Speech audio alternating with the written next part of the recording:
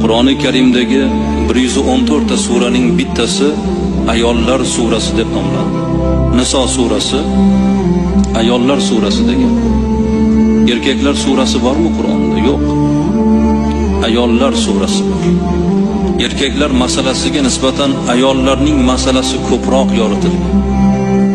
Ayollarning haq-huquqi ta'minlab berilgan. Ularning mahr masalasida, meros masalasida barcha haqlari, huquqlari poymol bo'lmagan. Bizning ajdodlarimiz o'tmish tariximizda ayolni qanchalar qadrlagan.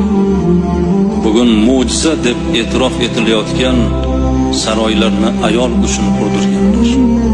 Podshohlik darajasida ayol shunchalar ulug'langan. Vafo ramzi, muhabbatning ramzi sifatida ayol uchun saroylar, qasrlar qurdi.